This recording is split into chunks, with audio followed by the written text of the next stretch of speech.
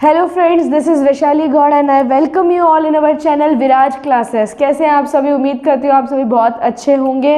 और आज हम स्टार्ट करने वाले हैं क्लास 9th साइंस का चैप्टर 1 जिसका नाम है मैटर इन आवर सराउंडिंग। बहुत ही इजी टॉपिक है, बहुत ही इजी चैप्टर है और बहुत ही बेसिक चैप्टर है। अगर आज आपको ये चैप्टर समझ में आ गया ना तो धीरे धीरे आपको आगे के चैप्टर्स भी बहुत अच्छे से समझ आने लग जाएंगे। ठीक है जी, तो इस वीडियो को एंड तक देखना और हर चीज़ को ध्यान से सुनना ताकि जितने भी आपके छोटे छोटे कंसेप्ट जो टिल 8th आप अभी तक क्लियर नहीं कर पाए वो हम यहाँ क्लियर करेंगे। ठीक है जी, तो चलिए विदाउट वेस्टिंग टाइम अपना वीडियो स्टार्ट करते हैं। चलिए जी, हमारा chapter first matter in our surrounding. Matter in our surrounding में सबसे पहले जो हमें चीज़ समझने की ज़रूरत है वो हमें समझने की ज़रूरत है कि मैटर क्या होता है।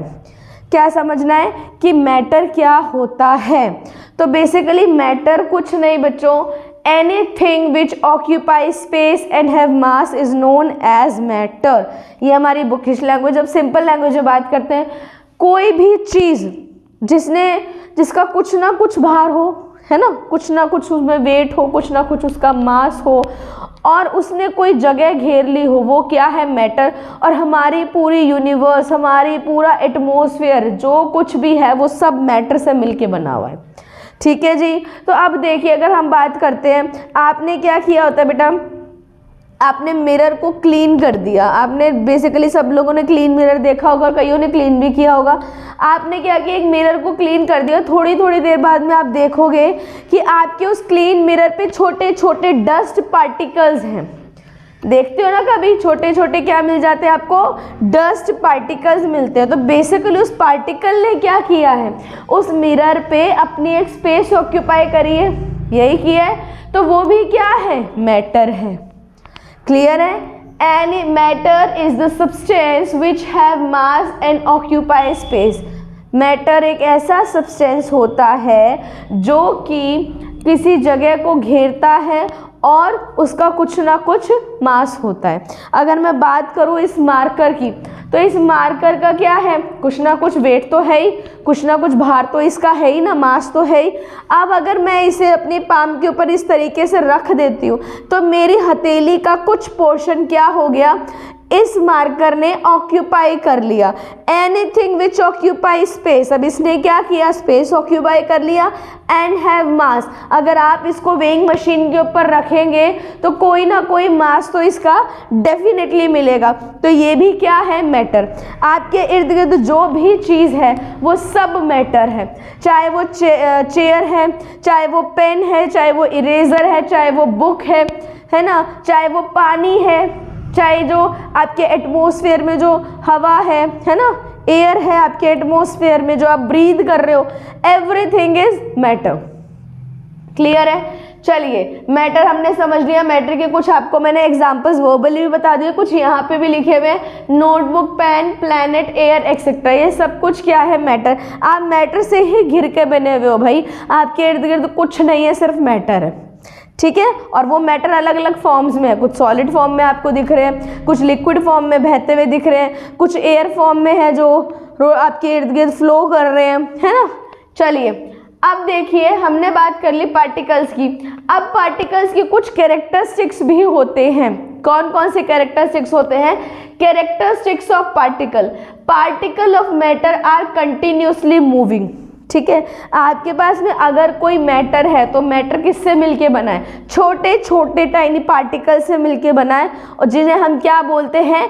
एटम बोलते हैं। मैटर किससे मिलकर बनता है? छोटे छोटे टाइनी पार्टिकल्स एटम से मिलकर के बनता है। अब एटम क्या होता है भाई? एटम इस पूरे यूनिवर्स का सबसे स्मॉलेस्ट पार्टिकल होता है। क्या होता है? इस यूनिवर्स का सबसे स्मॉलेस्ट पार्टिकल क्या कहा जाता है बच्चों? एटम कहा जाता है, जिसे आप फर्दर ब्रेक नहीं कर सकते। ठीक है, जैसे सपोज कीजिए आपके घर पे कोई वुडन चेयर है, आप उसको तोड़ते ही जा रहे हो, तोड़ते ही जा रहे हो। अब वुडन चेयर है, टूटी, एक पार्ट मिला और तोड़ा और तोड़ा और तोड़ा, फाइनली आपको क्या है? एक ऐसा पार्टिकल मिलेगा जिसको आप और ब्रेक नहीं कर पा रहे हो। ठीक है, ना ही फिजिकल मेथड से और ना ही केमिकल मेथड से। तो वो क्या है? आपका एटम। अब बहुत सारे एटम जब मिल जाते हैं तो क्या बन जाते हैं? मॉलिक्यूल। बहुत सारे एटम जब आपस में मिलते हैं तो क्या बनते हैं? मॉलिक्यूल्स। और वही मॉलिक्यूल्स जब साथ में जुड़ते हैं तो क्या बन जाते हैं बच्चों? मैटर। क्लियर हो गया? अब कहते हैं कि मैटर के जो पार्टिकल्स है वो कंटिन्यूसली मूव करते रहते हैं। क्यों मूव करते हैं भाई? वो इसीलिए मूव करते हैं क्योंकि जो हमारे पार्टिकल्स हैं मैटर के, वो कौन सी एनर्जी पोजेस करते हैं बच्चों? काइनेटिक एनर्जी पोजेस करते हैं। कौन सी एनर्जी को पोजेस करते हैं? काइनेटिक एनर्जी को। और काइनेटिक एनर्जी का फॉर्मूला क्या होता है? हाफ mv², यानी कि कोई ऐसा सब्सटेंस जिसका मास भी है और वेलोसिटी भी है। ठीक है, वेलोसिटी मतलब मूवमेंट हो रही है, इसीलिए वो कौन सी एनर्जी को पोजेस करते हैं? काइनेटिक एनर्जी को। अब क्या होता है, जैसे जैसे आप टेम्परेचर को राइज करते हो ना बच्चों, जैसे जैसे आप टेम्परेचर राइज करोगे वैसे वैसे ही क्या होगा? काइनेटिक एनर्जी राइज करेगी। काइनेटिक एनर्जी इंक्रीज हो गई तो मूवमेंट क्या हो जाएगी? मैक्सिमम होनी शुरू हो जाएगी। ठीक है, जैसे मैं आपको बताती हूँ, आपने प्रॉपर्टीज पढ़ी होगी सॉलिड लिक्विड गैस की कि जो पार्टिकल्स है वो टाइटली पैक्ड होते हैं एंड ऑल दैट, है ना। ये तो हम थर्ड क्लास से पढ़ते आ रहे हैं about the properties of solid liquid and gas, वो इस चैप्टर में भी पढ़ेंगे हम लोग। तो देखिए हम क्या करते हैं, आइस है हमारे पास में, ठीक है, बहुत खूबसूरत सा एग्जाम्पल है। आइस है हमारे पास में, आइस किस फॉर्म में है बच्चों? Ice is in a form of solid. अब आप क्या करोगे, आप आइस को जहाँ रख रहे हो और आप क्या कर रहे हो? टेम्परेचर राइज कर रहे हो। जैसे जैसे आप टेम्परेचर राइज करते जाओगे, आइस जो सॉलिड है उसके पार्टिकल्स क्या होंगे? अंदर मूव करना शुरू कर देंगे, और मूवमेंट जैसे ही करेंगे वो आइस क्या करेगा? अपनी स्टेट को चेंज कर लेगा, और कौन सी स्टेट में आ जाएगा? लिक्विड स्टेट में आ जाएगा। ठीक है, तो आपने क्या किया? एक मैटर में टेम्परेचर राइज किया। जैसे ही आपने टेम्परेचर राइज किया, काइनेटिक एनर्जी भी क्या हो गई? इंक्रीज, जिसकी वजह से पार्टिकल्स में क्या हो गया? वॉइड्स क्रिएट होने लग गए, उन्होंने मूवमेंट करना शुरू कर दिया। अब जब पार्टिकल्स में वॉइड्स क्रिएट होंगे, मूवमेंट होगी, तो उनकी स्टेट भी क्या हो जाएगी? चेंज हो जाएगी। ठीक है जी। नेक्स्ट क्या कहते हैं? Particles of matter having space between them. जो मैटर जो होता है हमारे पास में, उसके अंदर जो पार्टिकल्स होते हैं उनके बीच में स्पेस होता है। हाँ जी भाई, होता है, बिल्कुल होता है। ठीक है, तो सॉलिड होता है, सॉलिड टाइटली पैक्ड होता है, तो बहुत नेग्लिजिबल उसके अंदर क्या होता है? स्पेस होता है। लिक्विड की बात करें तो सॉलिड से ज़्यादा स्पेस होते हैं पार्टिकल्स के बीच में, तभी वो क्या करते हैं? मूव कर पाते हैं। And then when we talk about the gas, तो गैस के अंदर सबसे ज़्यादा पार्टिकल्स में स्पेस होती है। तो सेम चीज़ है, yes, particles of matter having space between them. बात करें सॉलिड की, तो सॉलिड में क्या होता है? बहुत कम स्पेस होता है, जिसे हम नेग्लिजिबल भी बोल सकते हैं। लिक्विड में मीडियम, ना बहुत ज़्यादा स्पेस है और ना ही बहुत कम स्पेस है। गैस की बात करें तो गैस में बहुत ज़्यादा स्पेस होती है, जिसकी वजह से पार्टिकल्स क्या करते रहते हैं? इधर उधर मूव करते रहते हैं, बहुत ज़्यादा स्पेस होती है पार्टिकल्स के मूवमेंट के लिए। Next what is the saying? Particles of matter attract each other. जो पार्टिकल्स होते हैं मैटर में वो एक दूसरे को बहुत अट्रैक्ट करते हैं, डेफिनेटली अट्रैक्ट करते हैं। वो अट्रैक्शन की वजह से ही क्या होते हैं? पार्टिकल्स डिसाइड होते हैं। अब देखिए हम बात करें तो सॉलिड में जो है अट्रैक्शन बहुत ज़्यादा होती है। बहुत ज़्यादा अगर पार्टिकल में अट्रैक्शन होगा तो पार्टिकल्स क्या होंगे? एक दूसरे से पैक्ड हो जाएंगे, कनेक्टेड हो जाएंगे। और जब बहुत ज़्यादा मैक्सिमम अमाउंट ऑफ फोर्स होगा तो ज़्यादा क्या होंगे? वो ज़्यादा क्लोजली पैक्ड होंगे, और जब क्लोजली पैक्ड हो जाते हैं तो क्या मिल जाता है हमें? सॉलिड मिल जाता है। लिक्विड में क्या होता है? मीडियम, इतना ज़्यादा फोर्स भी नहीं है और इतना कम फोर्स भी नहीं है, इसलिए पार्टिकल्स के बीच में स्पेस भी उसी अकॉर्डिंग होती है। नेक्स्ट गैस, गैस में जो है अट्रैक्शन फोर्स बहुत कम होता है, इसलिए इसके पार्टिकल्स क्या हैं? इधर उधर एक एक कॉर्नर में पड़े रहते हैं ना। जब इनमें क्या होता है? फोर्स ऑफ अट्रैक्शन कम होता है, तो एक दूसरे के पास नहीं आते, पास नहीं आएंगे तो मूवमेंट इधर उधर करते रहेंगे। क्लियर है? मैटर समझ में आ गया, कैरेक्टरिस्टिक्स ऑफ पार्टिकल समझ में आ गया। नेक्स्ट क्या करना है हमें? State of matter. अभी हम लोग बात कर रहे थे सॉलिड लिक्विड गैस की, तो उसका थोड़ा सा ब्रीफ एक्सप्लेनेशन हम लोग यहाँ पे लेते हैं। देखिए सॉलिड में आपको डायग्राम में दिख रहा है पार्टिकल्स किस तरीके से एक दूसरे से कनेक्टेड हैं। There would be no space between the particles. Liquid की बात करें तो पार्टिकल्स इतने भी कनेक्टेड नहीं है लेकिन इतने डिस्टेंस पे भी नहीं है, और गैस में बात करें तो बहुत ज़्यादा गैपिंग है और बहुत ज़्यादा डिस्टेंस पे है। तो अगर उस अकॉर्डिंग हम लोग बात करें तो देखिए सॉलिड की क्या होती है, एक डेफिनेट शेप होती है। सॉलिड की क्या होती है, एक डेफिनेट शेप होती है। चेयर है तो चेयर की फिक्स्ड शेप है, नोटबुक है तो नोटबुक की एक शेप है, ट्रायंगुलर है भाई, रेक्टेंगुलर है, स्क्वायर है, जैसे भी है एक फिक्स्ड शेप होती है सॉलिड की। लिक्विड की बात करें तो इसकी कोई डेफिनेट शेप नहीं होती है। लिक्विड की कोई भी डेफिनेट शेप नहीं होती, आप उसे जिस कंटेनर के अंदर पोर करते हो वो उसी कंटेनर की शेप को अडॉप्ट कर लेता है। क्लियर है। सिमिलरली गैस की भी कोई डेफिनेट शेप नहीं होती है। आपने गैस को अगर हार्ट शेप बैलून में फिल किया तो वो हार्ट शेप बैलून की तरह के फूल जाएगा। अगर आप ओवल शेप बैलून के अंदर गैस फिल करोगे वो ओवल शेप ले लेगा।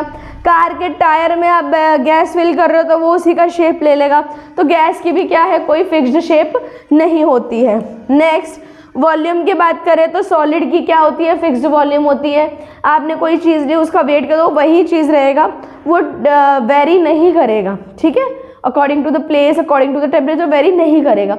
सिमिलरली अगर हम लिक्विड की बात करते हैं तो लिक्विड भी डेफिनेट शेप नहीं होता है, बट वॉल्यूम क्या होती है इनकी, फिक्स्ड होती है। जैसे हम लोग बात करें, अगर आपने 1 लीटर की बॉटल को पूरा पानी से भर लिया है तो उसका वॉल्यूम कितना हो गया, 1 लीटर हो गया।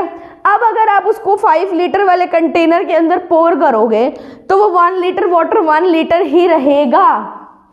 ऐसा नहीं है कि 5 लीटर के कंटेनर में अगर आपने उसे पोर करिया तो वो 5 लीटर बन जाएगा, 2 लीटर बन जाएगा, 2.5 लीटर बन जाएगा। नहीं भाई, जितना पानी था उतना ही रहेगा, ना ही वो और क्रिएट होगा और ना ही खत्म होगा। तो यहाँ पे वॉल्यूम भी क्या होती है, डेफिनेट।